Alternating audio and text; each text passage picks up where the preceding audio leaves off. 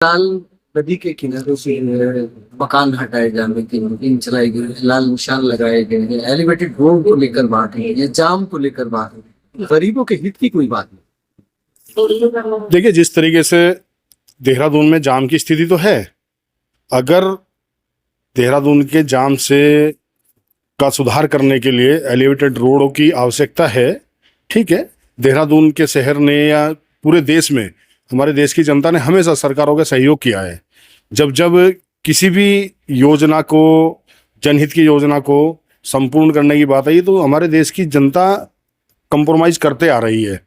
लेकिन जिस तरीके से बरसात सिर पे है, बरसात का मौसम सिर पे है, और ऐसी स्थिति में और ऐसे नाजुक वक्त में सरकार एक ये तक भी क्लियर नहीं कर रही कि कब इसको तोड़ने का कार्य किया जाएगा, और जिन लोगों के 2600 मकान टूट रहे हैं, इन लोगों को कहाँ पे इनका पुनर्वास किया जाएगा या इनको मुआवजा दिया जाएगा, कुछ भी स्थिति स्पष्ट नहीं है। तो मैं सरकार से ये कहना चाहता हूँ कि सरकार इतनी निर्दयी ना बने। बरसात सिर पे है, बरसात के 3 महीने बहुत खतरनाक बीतने वाले हैं। ऐसे नाजुक वक्त में सरकार पहले इन लोगों के पुनर्वास का या इनके ठौर ठिकानों का इंतजाम करे या इनके मुआवजा का इंतजाम करे। उसके बाद सरकार इन्हें एक तारीख बताए, इनको एक वक्त दे। उस वक्त के बीच ये लोग अपने हर तरीके से जो जो अपने इंतजामात होते हैं वो इंतजामात करे। उसके बाद सरकार इनको यहाँ से हटाने का कार्य करे और इस क्षेत्र को ध्वस्तीकरण कार्य करे।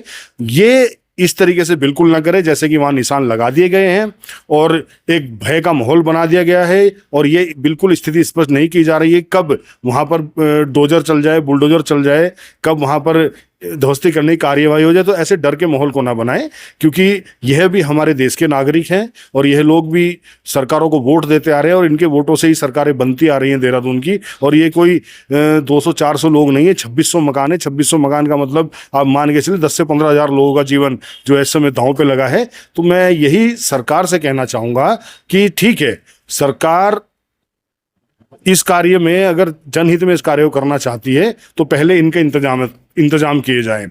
और मैं एक बात और कहना चाहूंगा कि सरकारें इस तरीके से गरीब लोगों के साथ बार बार धोखे भी ना करे। बार बार गरीबी लोगों के साथ क्यों धोखा किया जाता है? भारतीय जनता पार्टी तो 2-3 बार अध्यादेश ले आई उस पर, और कांग्रेस पार्टी मालिकाना हक दिलाने की बात करती थी। और आज तमाम जो 2600 मकान ध्वस्तीकरण होने हैं, ये पूरे के पूरे जो एक तरीके से ये कह दीजिए इनके घर से बेघर किया जा रहा है।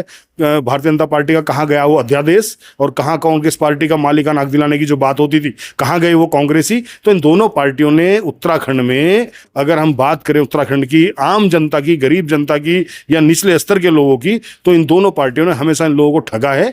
लेकिन मैं सरकार से भी और प्रशासन से भी यह आपके चैनल के माध्यम से कह देना चाहता हूं कि हमारी पार्टी जन अधिकार पार्टी जनशक्ति इन लोगों के साथ मजबूती के साथ खड़ी है।